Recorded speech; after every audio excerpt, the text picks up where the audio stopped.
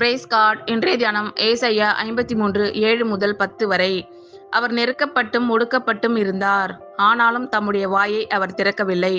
அடிக்கப்படும்படி கொண்டு போகப்படுகிற ஒரு ஆட்டுக்குட்டியைப் போலவும், தன்னை மயிர் கத்தரிக்கிறவனுக்கு முன்பாக சத்தமிடாதிருக்கிற ஆட்டைப் போலவும் அவர் தம்முடைய வாயை திறவாதிருந்தார். இடுக்கணிலும் நியாய தீர்ப்பிலும் இருந்து அவர் எடுக்கப்பட்டார். அவருடைய வம்சத்தை யாரால் சொல்லி முடியும்?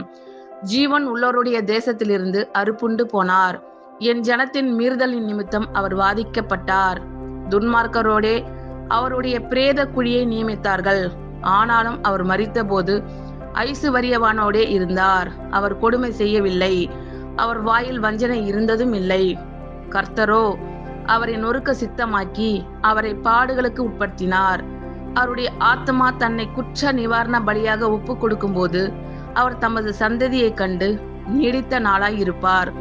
கர்த்தருக்கு சித்தமானது அவர் கையினால் வாய்க்கும். அவர் நெருக்கப்பட்டும் ஒடுக்கப்பட்டும் இருந்தார், ஆனாலும் தம்முடைய வாயை அவர் திறக்கவில்லை. அடிக்கப்படும்படி கொண்டு போகப்படுகிற ஒரு ஆட்டுக்குட்டியைப் போலவும், தன்னை மயிர் கத்தரிக்கிறவனுக்கு முன்பாக சத்தமிடாதிருக்கிற ஆட்டைப் போலவும் அவர் தம்முடைய வாயை திறவாதிருந்தார். இடுக்கணிலும் நியாய தீர்ப்பிலும் இருந்து அவர் எடுக்கப்பட்டார். அவருடைய வம்சத்தை யாரால் சொல்லி முடியும்? ஜீவன் உள்ளோருடைய தேசத்தில் இருந்து அறுப்புண்டு போனார். என் ஜனத்தின் மீறுதலின் நிமித்தம் அவர் வாதிக்கப்பட்டார். துன்மார்க்கரோடே அவருடைய பிரேத குழியை நியமித்தார்கள், ஆனாலும் அவர் மரித்தபோது ஐசுவரியவானோடே இருந்தார். அவர் கொடுமை செய்யவில்லை, அவர் வாயில் வஞ்சனை இருந்ததும் இல்லை. கர்த்தரோ அவரை நொறுக்க சித்தமாக்கி அவரை பாடுகளுக்கு உட்படுத்தினார். அவருடைய ஆத்மா தன்னை குற்ற நிவாரண பலியாக ஒப்பு கொடுக்கும் போது அவர் தமது சந்ததியை கண்டு நீடித்த நாளாய் இருப்பார்.